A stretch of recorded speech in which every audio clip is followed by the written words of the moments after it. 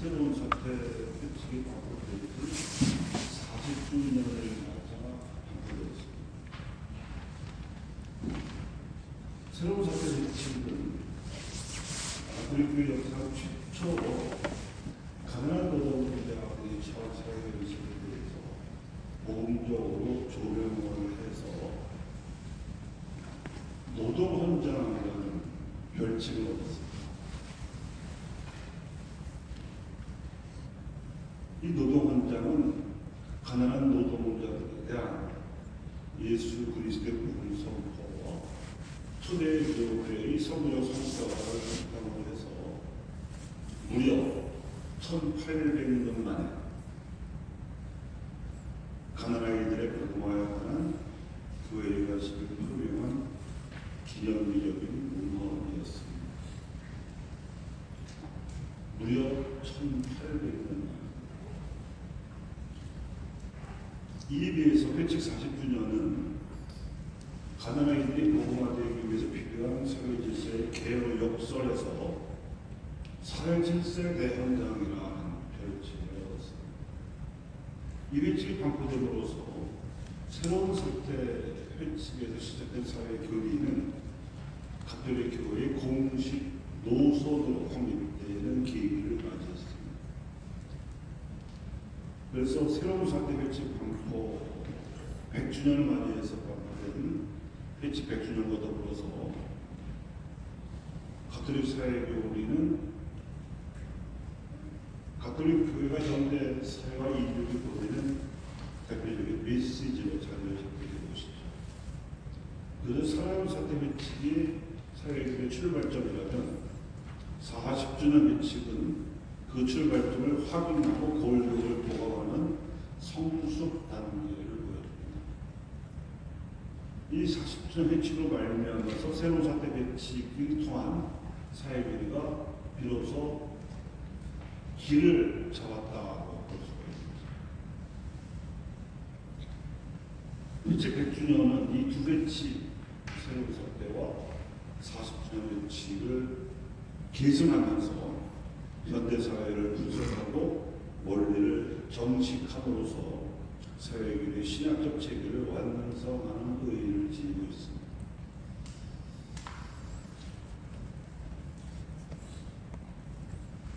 사회질서 대헌장으로서 40주년 회칙은 노동과 자본의 관계, 국가와 시장의 관계, 자유와 정의 등의 사회구조를 보는 기회 관점을 정리해주고 있습니다. 또한 오늘날 사회교회가 제시하는 사회공동선의 기본 원리들, 인간의 존엄성, 재화의 보편성, 연대성, 고독성 원리를 준비하는 문헌으로도 평가됩니다. 새로운 사태 회칙이 가난한 노동자들이 노동조합을 결성할 권리를 가지고 있다고 함으로써 자유방임적인 자본주의와 국가통제적인 공산주의가 구분되는 노선을 천명한 데 이어서 40주년 회칙은 이 노선을 이어받아서 상하위 사회 구성체들, 그러니까 상위라고 하는 대표적인 것이 정부가 되겠습니다. 하위 구성체라면 노동조합과 같은 개인들의 구성체를 말합니다. 좀 더 보조성 원리를 명시적으로 정식화함으로써 사회교회의 근본 원리 가운데 하나를 확립했습니다. 보조성 원리라고 하면 어렵게 들리실 수 있는데 공동선에 관한 가장 큰 책임을 지고 있는 사회경제는 정부입니다. 그런 정부의 책임에 비해서는 비록 보조적이라고 할지라도 가난한 노동자들 대다수가 각자 서로 연대할 수 있는, 서로 공동선에 기여할 수도 있는 이런 권리를 오고있다는 점에서 보조성 권리라고 있는데, 이를 복음서에 서로 사랑하는 것입니다. 그리고 가나이들 가운데 한 사람에게 준 것이 바로 나에게 준 것이라는 최고의 심판성을 하고 통합성, 이런 점에서 40년 원칙은 가난한 이들의 보호관을 초점으로 해서 사회 질서를 재건할 수 있게 해주는 대헌장이라고 할 수가 있습니다. 그 바탕은 핵심이 노동과 작업의 협력에 있습니다. 그리고 노자협력에 의해 직능 공동체들의 연대를 핵심 가르침을 하고 있습니다. 직능 공동체는 우선 지역 공동체가 부르는 같은 직능에 종사하는 사람들이 연대하는 점에서 구분되고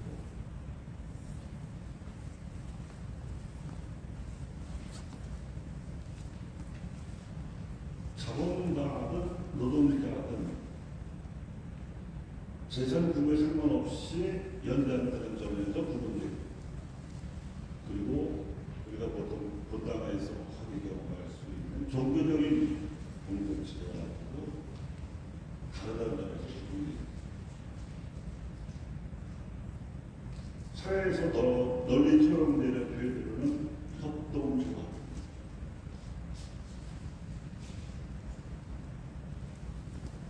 이제 그 역사적 배경을 살펴보겠습니다. 말씀드렸다시피 회칙 40주년은 회칙 새로운 사태 한 40주년을 기념해서 바꾸고 있습니다. 그 배경은 이렇습니다.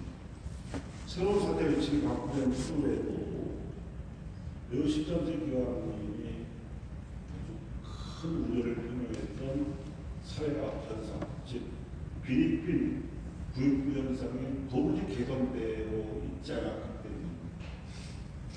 오히려 그 반대로 자유방임적 자본주의 체제가 국제적으로 세력을 넓혀가고 있었고 급기야는 대공황 사태를 불러왔습니다.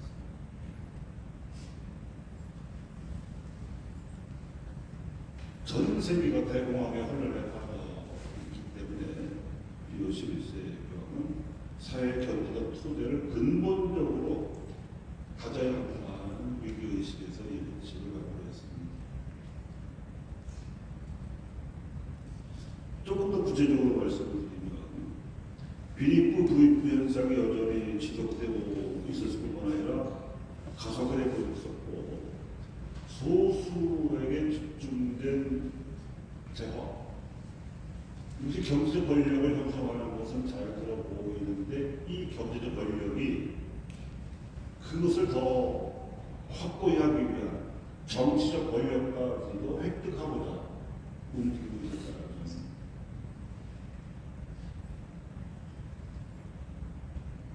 그리고 매우 13세의 새로운 사태의 지역적 배경은 언제나 서유럽이었는데 이제는 자유방임적 자본주의 체제가 확산됨에 따라서 다른 대륙, 즉 아메리카, 아시아에까지 소위 제국주의 국가들의 식민지 정책을 통해서 더 확산되고 있었음을 알 수가 있습니다. 뿐만 아니라 공장 노동자들만이 아니라 농업 노동자들까지도 처지가 극도로 나빠져 있었습니다. 사태가 심각했기 때문에 비오 교황은 단순히 레오 교황의 가르침을 반복할 수만은 없었습니다.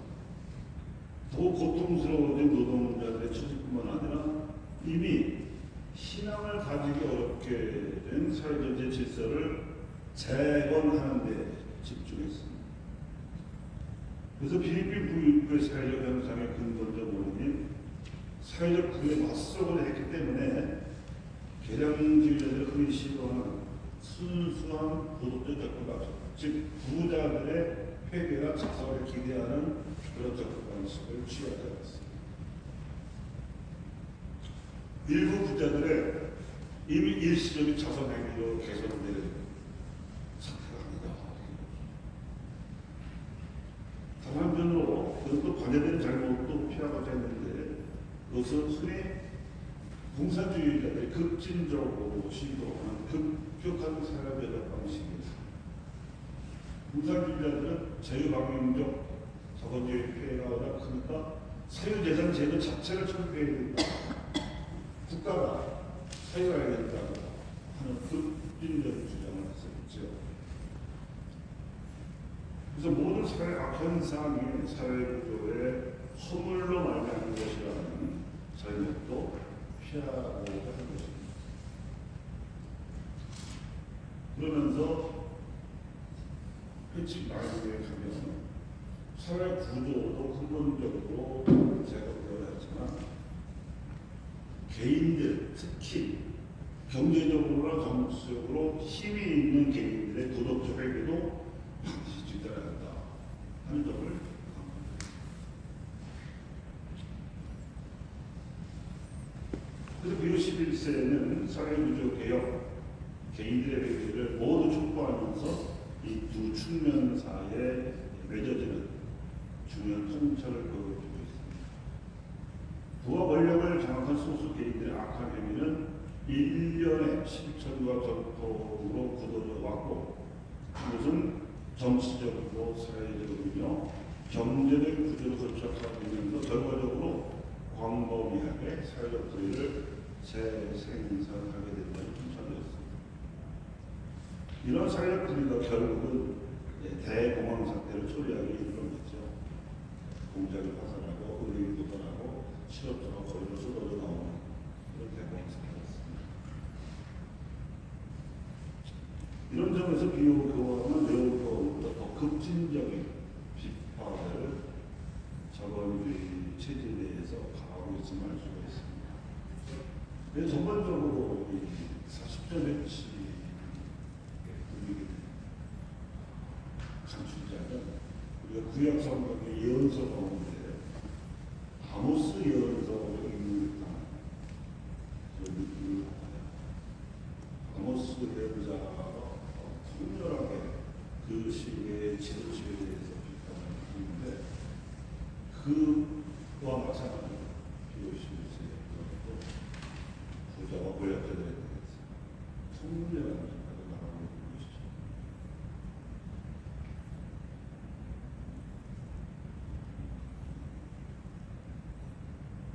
결국 비오 11세가 이 회칙의 결론들을 출구하고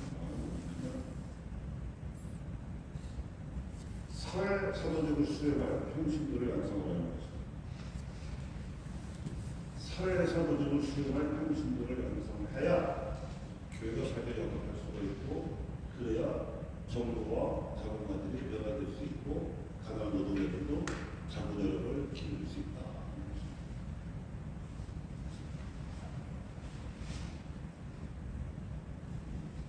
이런 배경에서 비오 11세 교황님께서 40주년 회칙을 하셨는데, 이제 30분의 구성을 좀 살펴보겠습니다.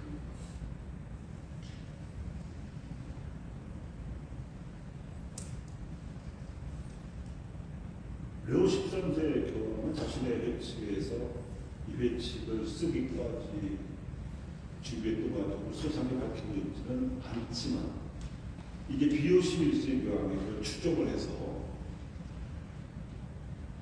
사실은 레오 13세 교황님이 여러 문헌들을 통해서 준비해왔다고 밝혀주고 있습니다.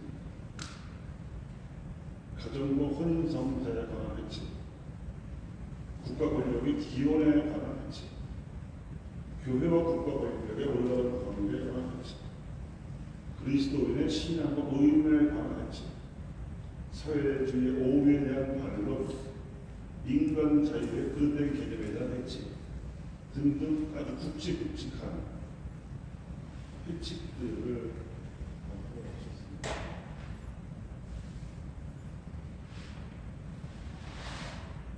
이것은 비오 11세 교황의 문장입니다.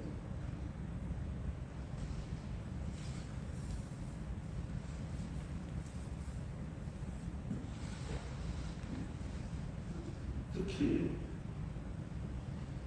새로운 상태 회칙의 뼈대가 된 회칙 중에서 중요한 것은 국가 권력의 기원에 관한 회칙. 국가 권력은 하느님에게서 나온다. 소위 계몽주의 사상가들이 주장하듯이 사회계약에 의해서 성립된 것이 아니다. 그렇다고 해서 또 왕조주의자들이 주장하듯이 특정 계획의 하나님께서 왕권을 또 국가 권력을 손에 쥐어주는 것도 아닙니다. 하나님에서 나오는 국가 권력은 인간의 자유와 도덕 책임에서 발달되어야 한다.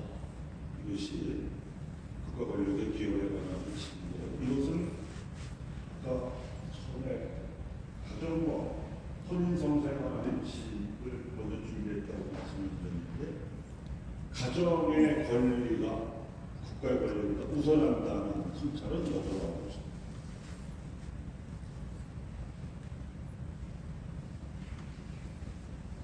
교회와 국가 권력의 올바른 관계에 관한 원칙은 국가 권력의 궁극적 분원을 하느님이시지만 어떤 정부 형태는 어떤 정부 형태를 취하든지 간에 공동선을 지향해야 하는 것이고, 그리고 교회와 국가는 본질적으로 그 역할이 구분되지만 서로 존중하는 가운데 조화를 이뤄낸다. 이렇게 가르치고 있습니다. 그러자면 국가가 신앙과 도덕에 관해서 전적으로 무관심해서는 안 되고, 또 교회는 영적인 영역에서 자유를 보장받아야 하며 신자들로 하여금 개별적인 신심에서만이 아니라 공적이고 정치적 영역에서도 책임 있는 자유를 참여를 하도록 가르치고 훈련시켜야 한다.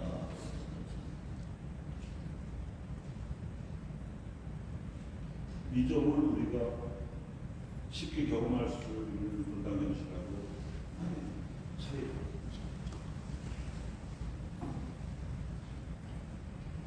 사회주의 오래된 발로는 겉으로는 사회주의를 말하고 있지만 실제로는 우리가 영혼과 자유를 파괴하는 사상에 대해서 우리가 처음으로 체계적인 교류를 응답하는 부분입니다.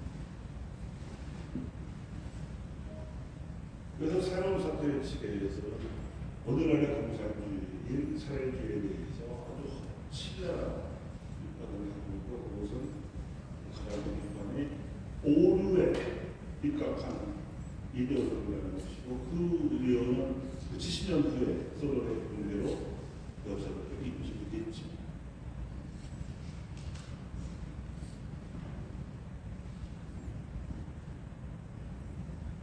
인간 자유의 그릇된 개념에 관한 핵심은 자유는 진리와 선으로부터 벗어나는 것이 아니라 그 안에서 완성된다.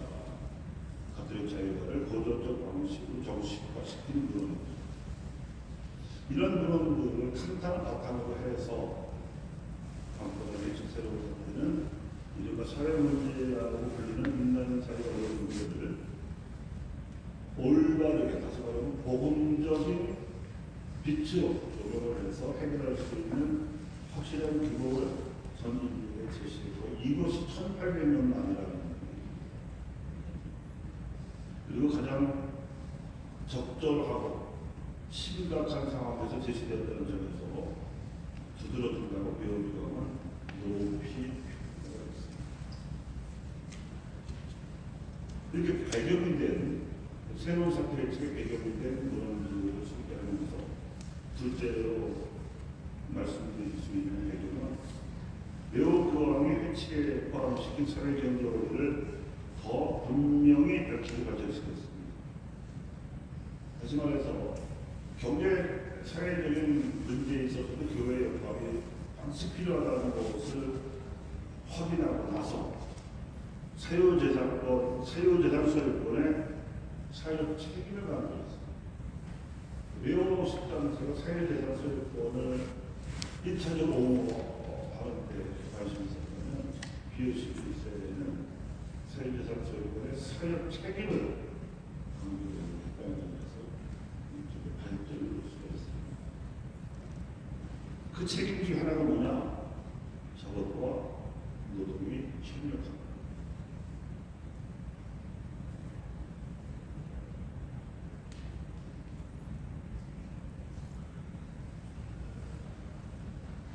이에 대한 의식화가 이루어지지 않다 보니까 아무리 독실한 가톨릭 신자가 하더라도 그가 기업가이거나 부자이거나 자본가인 경우 일반 부자, 기업가, 자본가의 의식화 딱히 구분되지 않는 현상을 쉽게 하게 될 수 있습니다.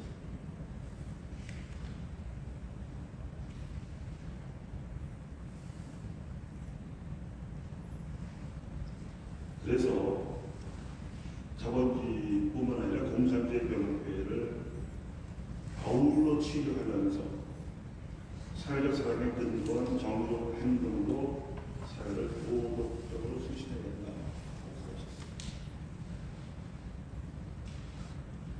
이 점에서 우리가 갈등이 멀죠. 죄 짓지 말고 착하게 살아야하는 이야기는 감동이 들지만 사회적으로 책임을 지고 의롭 행동을 한다는 것은 일부 신자들에게만 관심이 있는 것. 사제가 미사 중에 가부를 통해서나 또 특별 가부를 통해서 이런 교황님들의 가르침이라고 할때는 사회적인 책임을 강조하면 왜 정치 얘기를 하냐? 대놓고 항의하기도 하고 나가기도 하고 마이크 끄기도 하고 별들기도 하고 이만큼 우리가 복음적으로 의식하게 되고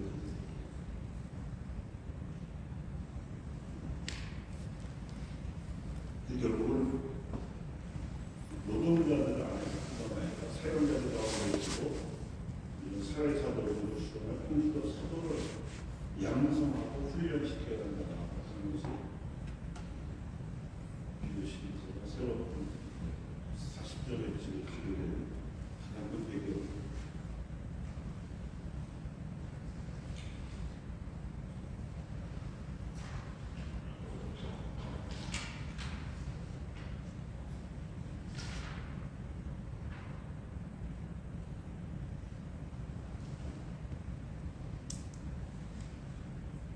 긍정적으로 평가하는 것도 있습니다. 우선 40년 회칙을 광고한 비오시프의 이야기, 새로운 사회 회칙의 영향에 대해서 가장 높이 평가하는 것은 노동조합 결성권을 노동자들에게 인정했다.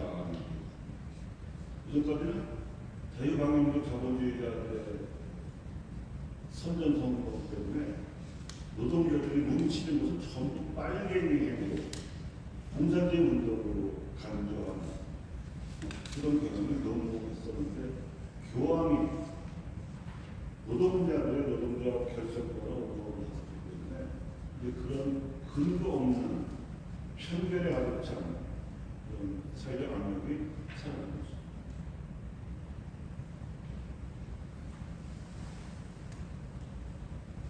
이런 가난한 노동자들 안에 미친 영향은 국가의 역할에 대해서도 영향을 미쳤습니다. 즉 국가의 공권력은 공동소를 증진시키는 데 최우선의 목표이기 때문에 그리고 가난한 노동자들이 가난하고 힘이 없지만 숫자적으로는 국민의 대다수를 차지하고 있기 때문에 그들을 보호하는 것이 결국 공동소를 증진시키는 것이 된다고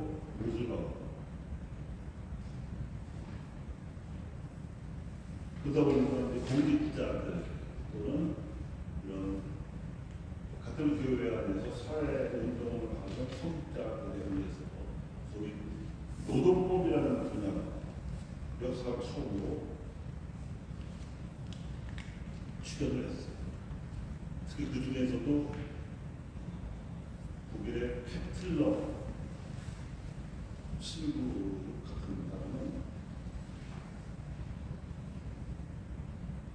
독일교회 마인츠 교구의 주교자 성당에서 사수절 특감으로 노동자의 권리에 대해서 강의했었는데 우리 같은 상상이 안 되는 장면이죠. 이분은 나중에 주교품을 가지셨고 그리고 독일 바이마르 공화국 안에서 노동법이 재정되게 하는데 큰 역할을 했습니다. 근데 상대적으로 사용자 조직화는 미흡했다고 보고 있습니다. 사용자들은 아무래도 공동성보다는 재산에 관심이 많기 때문이죠. 그래서 조직화가 미흡했다고 평가를 하는 것이죠. 이런 조직화와 관련해서 비오11세 교황이 지적한 양상은 두 가지인데, 가톨릭 교회의 교세는 크거나 또는 복음화가 많이 집적된 나라들, 예를 들면 벨기에라든지 네덜란드라든지 독일 남부 같은 데서는 아주 40주년 새로운 사태 회치가 같은 대로 가톨릭 노동자들의 노동조합이 많이 결성되고 연대를 하는 방향으로 나타났지만, 프로테스탄트 교세가 강한 미국이라든지 또는 그 당시 이태리는 파시즘의 영향 그 반작용으로 공산주의 운동이 발생했었는지, 교황님이 계신 나라에 있으면 오히려 가톨릭 노동자들 조직화가 더 아주 미흡한 두 가지 양상을 지적하고 있습니다. 우리나라에서는 새로운 사태식의 영향으로 G5세, 그러니까 까르댕 주교이 새로운 사태식 가르침을 반영해서 만든 가톨릭 노동청년운동이 도입이 되는데, 역시 우리는 그리스도교 국가가 아니고 가톨릭 신자들의 숫자도 많지 않다 보니까 노동조합을 결성한 운동의 양상으로 하면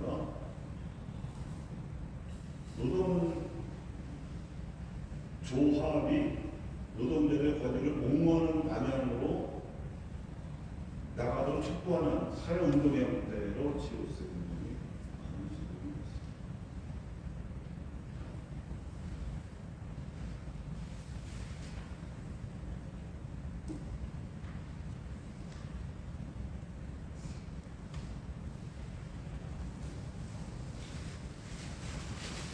그 다음으로는 61세의 교황은 40주년 회칙에서 여덟 강조하는 직능 공동체의 작동 방식에 대해서 말씀을 드리겠습니다.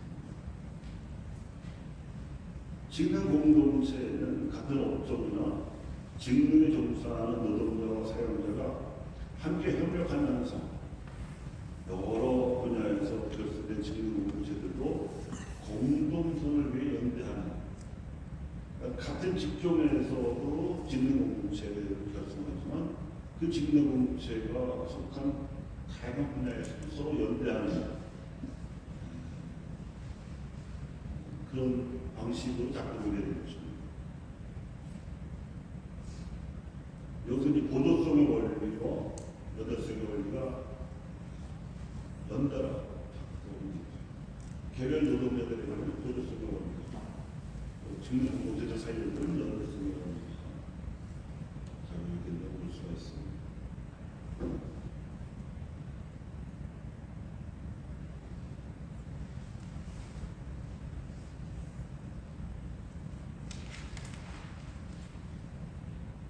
이렇게 해서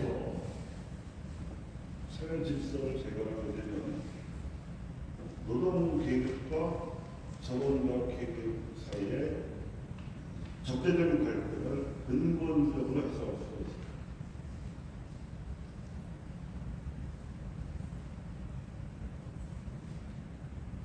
노동시장 안에서 차지하는 위치가 노동자나 자본가냐 하는 지위에 의해서가 아니라 사회적 기능, 어떤 역할을 할 수 있느냐, 자본을 통해서 공동체에 기여할 수 있느냐, 노동을 통해서 공동체에 기여할 수 있느냐 하는 역할로 그것이 대체되면서 사회적 갈등을 원천적으로 수반할 수가 있습니다.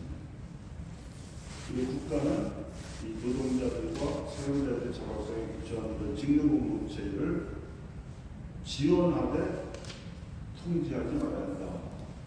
그런 것을 비오11세는 대다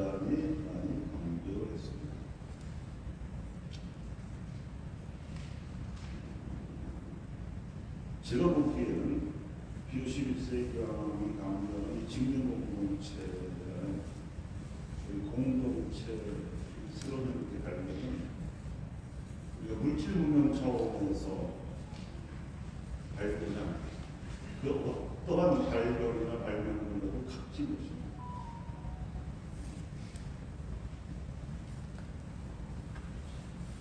그리고 에리 프롬이라는 사회심리학자를 아시죠? 건전한 사회라는 생각을 가진 그것이 우리 한글로 고독 출판된 책에 소표지에는 레옹 블룸이라는 한 사회학자의 말이 크게 큰 활동을 인쇄되었습니다. 그 내용은 이런 겁니다. 인류는 문명을 발달시키는 동안에 엄청난 물질적 발전을 했고 이제는 우주의 값에 지치겠다. 그런 것들은 하나님이 창조하신 질서에서는 한 조각으로 보일 수 있습니다. 하나님이 창조하신 질서의 큰 볼륨은 서로 사랑하는 공동체를 형성하는 것인데 왜 아직도 인류는 서로 사랑하는 공동체의 형태와 방식을 정착시키지 못합니다 하는 지적이었습니다. 요즘 AI라는 걸 들어보셨죠? 인공지능, 챗GPT 그래도 문명의 기본 재료가 철이기 때문에 아직도 철기 시대에 속합니다. 그 철기 시대 중에서도 특히 산업혁명, 그것도 디지털 산업혁명 후기에 들어서 그런 것들이 아무리 놀라운 편리함을 인간이 가져다 준다고 하더라도 인간들이 같은 직능 안에서 노동과 자본의 대립 없이 서로 협력할 수 있는 힘을 견뎌보는 훨씬 더 이것이 중요한 것이라는 겁니다. 그래서 비오 11세 교황이 가르치는 직능공동체는 AI보다 더 귀한 깨우치고 통찰을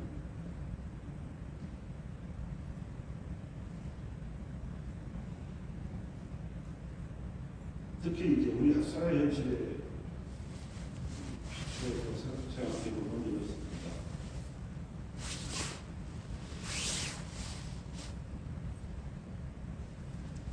몇 시간째 교황이 사회의 몰락을 예견하는 것이 70년간 서울공사하고 공동체였지만 아직도 우리나라 한반도 국력단에 공사규칙을 유지하는 사회체제가 거변하게 조립하고 있습니다. 그리고 한반도의 평화를 위협하고 있죠. 북한인민들의 민생은 파탄된 상태입니다. 탈북자들이 엄청난 숫자로 계속 발생하고 있고 그 증언하는 현민에서는 비참하다 못해 지옥이었습니다. 너무 극심한 통제 속에 있기 때문에 아무 저항을 하지 못하고 외부 소식을 못 듣고 있기 때문입니다. 그런데도 중국을 통해서 이 남한의 소식이 많이 들어가는 거예요. 그 가격대로는 엄청난 벌을 받았다고 범죄에 명시되는데도 목숨 걸고 심지어 당 간부들부터 몰래 집에서 남한의 드라마를 보고 소식도 듣고 보다고 한국까지 지금 안 그러셨어요. 이건 사실 뭐 거의 이게 기울어져가는 운명이고 이제 한국하고 더 이상의 북한인민들이나 남한인민들이 희생되지 않고 고통받지 않도록 정치적인 협상을 하는 것이 합리적인데 이게 안 되는 거예요. 언제까지 갈지를 모르겠어요. 전쟁처럼 일어날 수 있는 일이라는데 머지않아 곧 닥친다고 일어나는 병들들이 많죠. 그렇지만 북한 체제가 붕괴된다고 해도 문제는 남아있습니다. 그 사람들이 2천만이 넘는 어마어마한 숫자인데 그들의 생활을 남한이 또 하나요. 남한교회도 2천 넘겠죠. 그러니까 북한 경제가 조금씩이라도 점진적으로 자신의 힘으로 일어날 수 있도록 남한과 다른 나라를 도와주는 것이 최선입니다. 그러려면 그들이 지켜온 가치, 즉 자주성을 죽이지 말고 살려줄 수가 있어요. 그게 보조성 원리죠. 자주성 원리는 보조성 원리거든요. 힘없는 사람들이 스스로 뭉칠 수 있게 보장하는 것이 보조성 원리.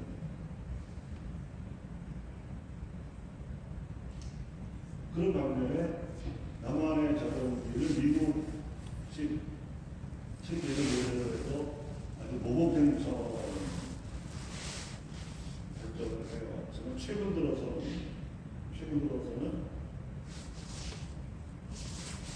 과부지의 발전, 또 한일 확산 등에 대해서 미국하고도 이제는 맞서는 좀 더 심하게 말하면 맞짱을 뜨기도 하는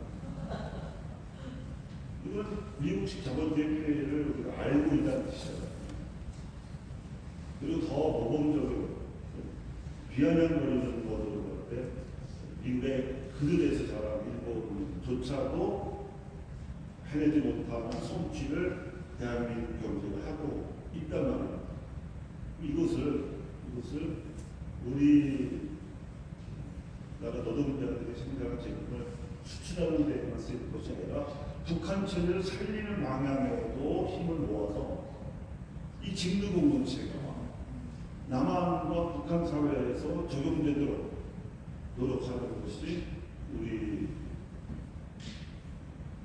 한반도 한민족의 아주 당연한 과제라고 볼 수가 있습니다.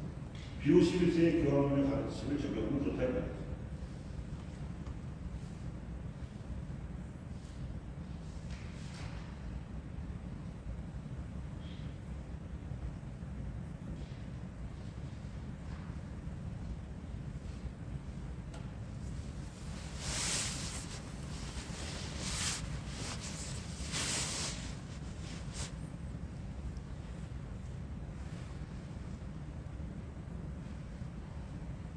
이제 이런 당면 과제를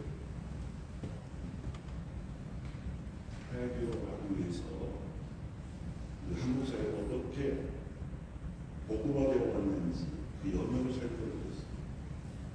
그래야 그 여명의 끝에서 한국 사회의 질서를 재건할 수 있는 성찰을 얻을 수 있기 때문이죠.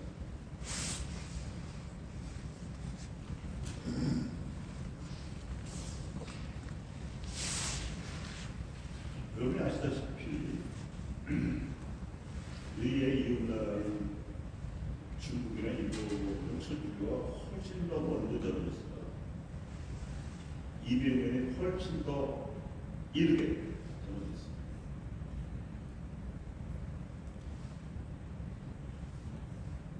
그리고 그렇게 된 동기는 중국은 서양 문물에 대한 관심, 천문학법이라든지 만문이라든지 수학이라든지, 일본은 서양 나라들이 가지고 있는 무기에 대해서 관심을 가지고 충격을 받았습니다. 그리고 우리가 확하게 부졌고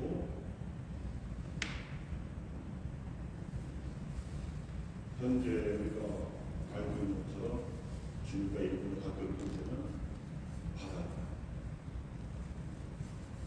그런데 놀랍게도 중국의 파견된 선교사들의 일부 씨앗을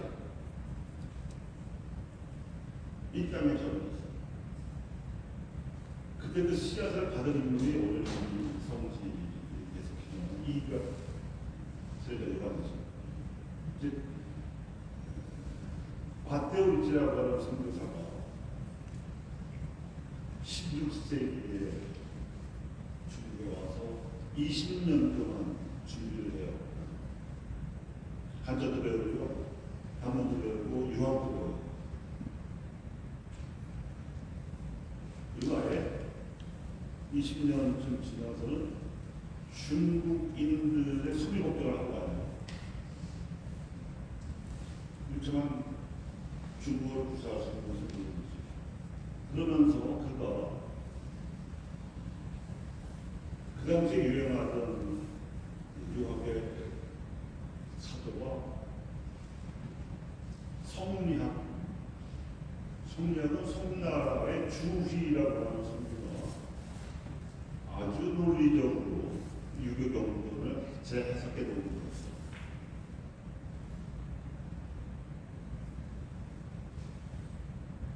근데 이 밧데오리지는 송나라의 주자가 인용한 원전, 그러니까 공자맹자가 써놓은 원전을 직접 연구하면서 천이라고 하는 개념을 물리적으로나 정신적인 차원이 아니라 인격 신의 개념으로 작용하고 있음을 발견됩니다. 그것이 중국식 한자 이름으로 상제라고 해요. 그래서 책이 천주시의입니다. 시작적인 지식 수준으로는 예비적인 저 정도이지만 가장 중요한 것은 천의 개념을 주자가 정해놓은 성리학적 개념을 넘어서서 새롭게 열어놨다는 점이에요. 이것이 한 반세기쯤 지나서 저들의 들어옵니다. 그 역사의 아이러니라고 할까, 신비라고 할까. 밧데오리지는 이태리 출신입니다. 근데 독일에도 예술 회원이 있었고 그 친구 중에 아담 샤르라고 있었어요. 물론 밧데오리지가 세상을 떠난 후에 일기는 아니지만 아담 샤르도 중교하고 북경에 선교사가 있었어요. 근데 그때 누구를 만나게 되냐면 병자호라는 페메이크에 청나라의 볼모였던 소현세자를 만나요. 그리고 소현세자를 수행해간 갈비가 영의정 이경상. 자, 생각해 보십시오. 그 독일에서 저 멀리 중까지 선교를 하겠다고 생각이 있는데 이웃나라 저들의 왕자가 당신을 만나봤으니 선교사도 당연히 선교적인 관심이 있었겠죠. 서적도 주고 선물도 주고 아마 그걸로 갇혔을 거예요. 기록이 없어도 세례를 줬는다는 것은 확실하지 않지만 아무튼 귀국길에 소현세자와 이경상은 5개짝 분리합니다. 서적과 성물을. 그리고 소현세자는 볼모가 있는 동안에 듣고 보면 청나라뿐만 아니라 서양의 문물에 대해서 눈이 떠들었기 때문에, 그리고 왕세자의 점이 있지만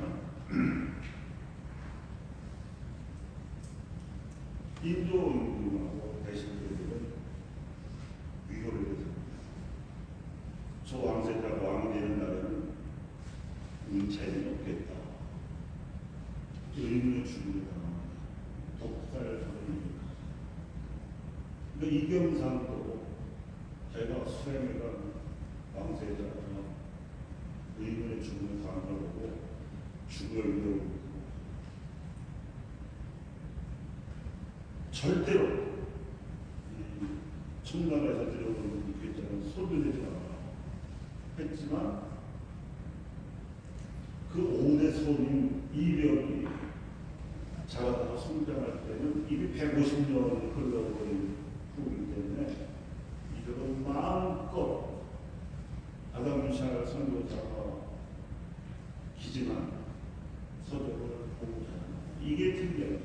이게 역사의 성공. 특히 천주시리가 그랬어요.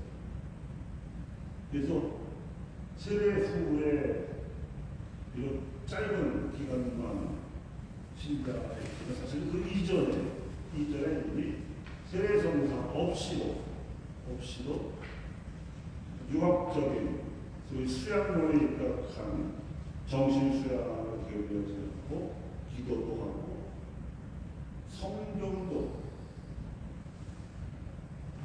묵상을 하면서 성경을 했습니다.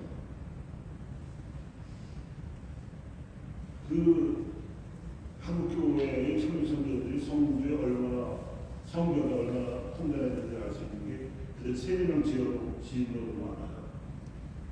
이스문이나 그라몽 친구가 베드로라고 이름을 지어줬겠지만 이병은 세자로 개척자예요.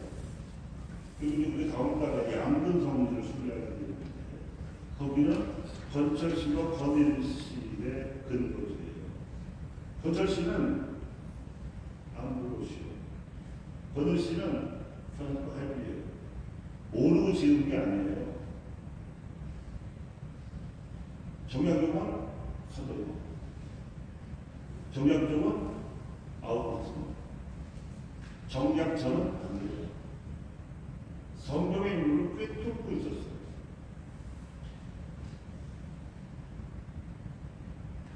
근데 그 당시 양금 땅에 살던 원칙 집안은 학문적인 기품이 탁월했던 집안.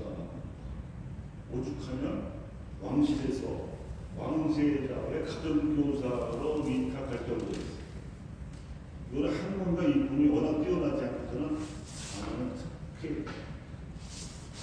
권철씨 집안도 그런 집안이었어요. 그래서 권철씨의 학문과 이품을 풍부해서 전국에서 유망한 선비들이 양육을 지어. 그런데 집이 좁으니까 주어사와 천지랑을 요즘 주로 말하는 세미나 식으로 빌려가지고 연수를 했던 거죠. 연수. 그런 소문을 듣고 이병이 지금 여기가 화현이라고 그렇죠. 호전당에서 야구까지 그 당시에 교육변은 없으니까 거둬가는 가능하겠지만 사실 옆 동네입니다. 지도도 보고 열흘 동안 설득해.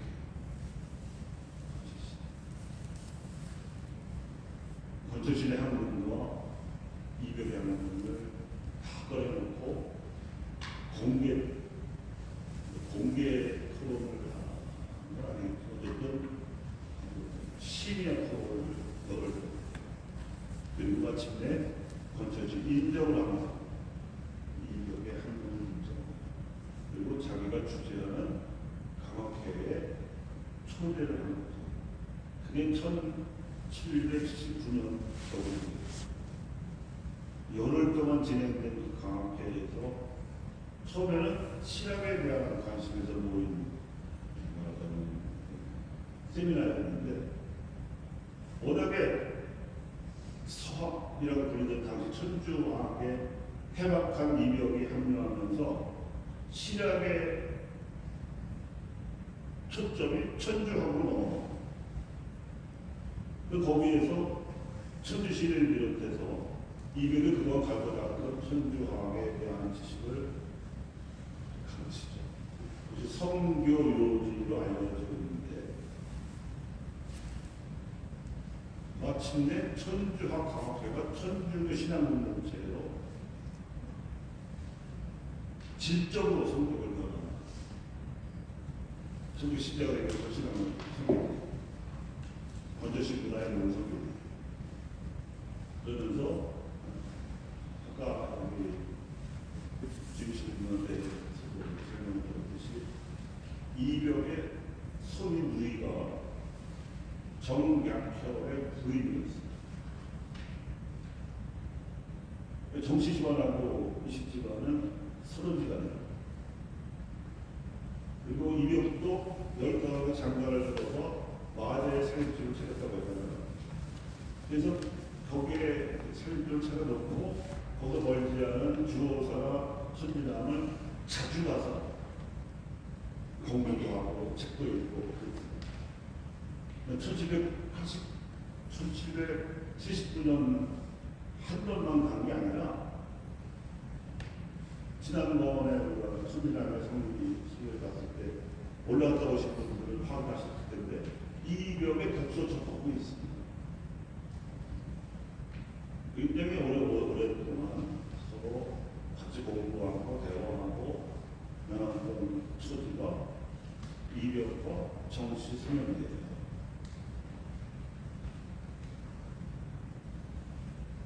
그러면서 그 유감스럽게도 이벽의 부위가 먼저 세상을 떠나고 장례를 치르고 오는 배 안에서 본격적으로 이벽이 사돈들에게 천주교들이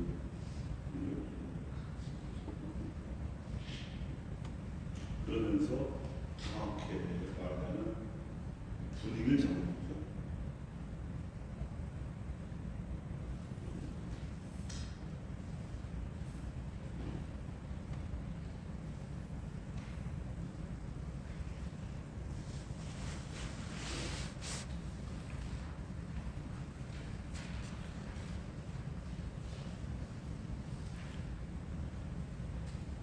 이승훈이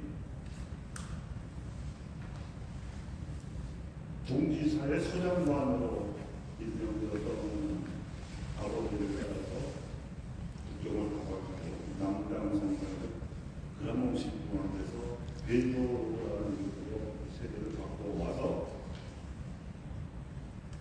이교회 동북방의 청유천 2가 수표교에 있었습니다. 행정 명칭은 저동이라고 하죠.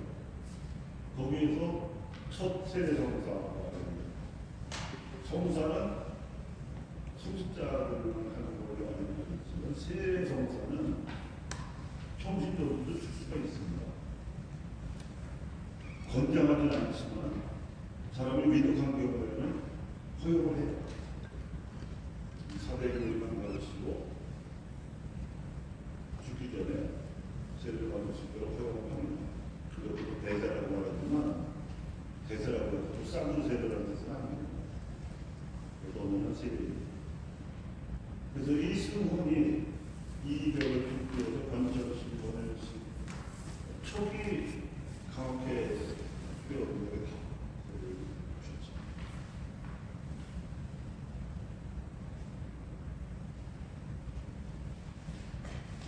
근데 사람이 자꾸 늘어서 가만히 좁으니까 좀 더 넓은 방, 넓은 집, 그래서 사람이 많이 지나들어도 의심을 하지 않을 수 있는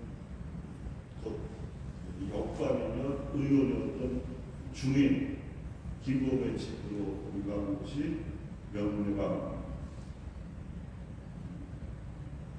근데 이 잘못되려고 해서 추조 적발 사건이 있었죠. 추조는 형조를 말합니다. 예를 말하면 형사들이 된다 하시는 거죠. 그리고 노름을 하느라고 모였습니다. 한국식에서 보니까 그게 아니라 선교 집회를 했고, 그래서 이것이 관행보고가 됐는데, 신분상 서열 같은 김범은 매를 때려가지고 영월당으로 일을 걸고, 그리고 양반집사 제대로 순방 조치했는데 이게 이제 집안에 알려지면서 이게 문중박해입니다. 무관집 아니라 다 체격을 건정하고 그렇겠다고 하는데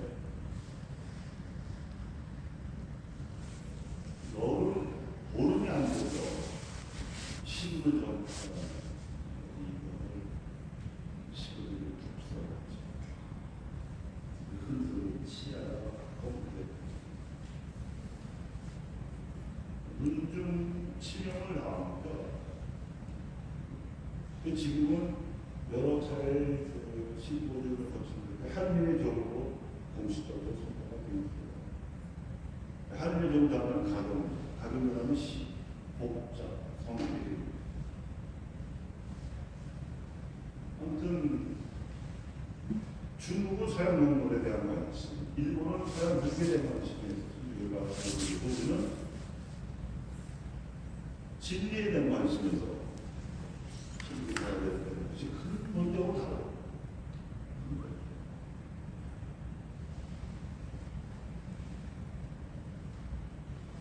그래서 이병이 리더였는데 갑자기 시작하는 게 되니까 이승원의 주로 비상대책회의를 했죠. 그 당시 강학계 보이던 선배들이 숫자가 수명 됐었는데 그중 10명을 추려가지고 10명이 이병이 하던 역할을 해요. 이병은 1784년부터 1785년까지 8년 동안 한양 선비 1000여 명을 입교시킨 놀라운 선교관과였는데 이 10명의 수습대책위원들이 4년 동안 4,000명을 또 입교시켜요. 근데 이병이 주로 한양 선비들을 상대로 했던 데 비해서 수습대책위원회에서는 경도 다양하게 했어요. 한양에 있는 선비들만 아니라 전국에 명망가 신분도 양반만이 아니라 중인, 상인, 청인 또 여성들까지 그 당시 남녀인별이 엉망한 시절이라 여성들에 대한 교육은 여성들만 가르칠 수 있었거든요. 그리고 학원을 자유롭게 배울 수 없어서 한글을 여러분들이 주로 썼는데 이 한글 번역을 양반 선비 신자들의 아내들이 수행합니다. 이러면서 1801년에 신주각설이 일어났을 때는 본의 아니게 복음이 전국적으로 확산되는 효과가 나요. 그래서 그야말로 지도부가 끌려가고 유배당하고 사형당하고 거의 와해가 됐는데 성령의 바람이 불어서인지 교우초이 전국적으로 확산됩니다. 최양욱 씨는 나중에 순방한 남긴 기록에만 의해서 보더라도 189군데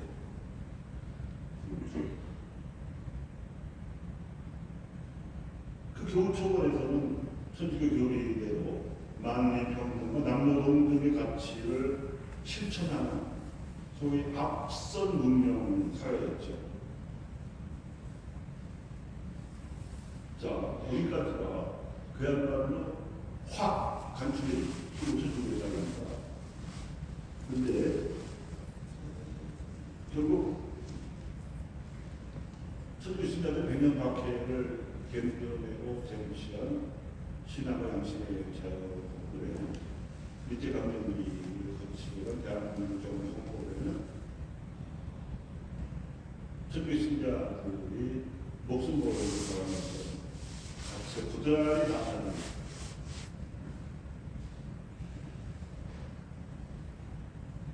인간의 존엄성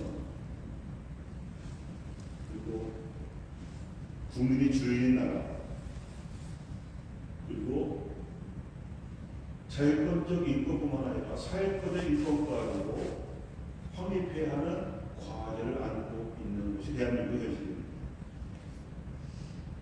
우리는 주거 부담이 너무 과중하고 교육 부담이 너무 과중하고 모든 나라가 이렇게 사는 거 아닙니다. 헌법을 바꾸면 국민이 합의하면 얼마든지 이런 사회권적인 인권도 누릴 수가 있게 됩니다. 그러니까 주거 부담, 교육 부담을 일반 국민들이 지금도 훨씬 가볍게 와는 지원이 있다고 하더라도 삶의 질은, 행복은 훨씬 더 높아질 거예요.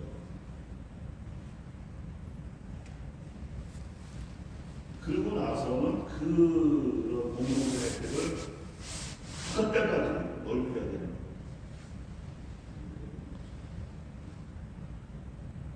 점에서 1989년 그리스도의 평화를 주제로 해서 열린 세계 성취대회를 주관하신 여호와 이세계는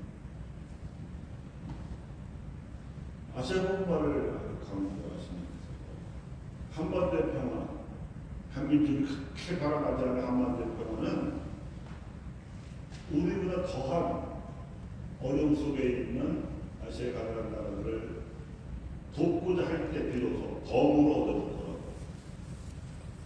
강조를 하신 것 같고, 지난 2014년에 방문하신 프랑스 국가원님께서 10억씩도 주재하셨지만 주교단을 비롯한 성직자들, 수도자들, 또 평신도들,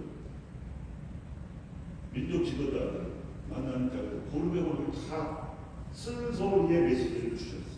이렇게 한국교회가 쇄신이 나왔죠. 제가 그거를 지금 제가 운영하고 있는 다음 카페 메시지란에 요요 넣었는데요. 그 번호가 113번하고 133번입니다. 같은 주제로 시대를 보장해서 특강할 계기가 있어서 만들어놓은 멘트가 왔습니다. 이곳이 사회에서 제가 청산진이고요. 사회보험을 위한 사고지입니다. 결론적으로 말씀을 드리면 우리도 비디프레이프라고 살아가는 장사하는 새로운 사태가 아니라 같은 교회가 가난한 노동자들에게 보건적 관심을 쏟아낸 새로운 사태이기도 한 것처럼 우리도 사회 사도들, 가난하고 약한 이들에 대한 관심을 사도직으로서 받아들이는 새로운 사태가 우리 각자의 삶에 일어나야 할 줄로 믿습니다.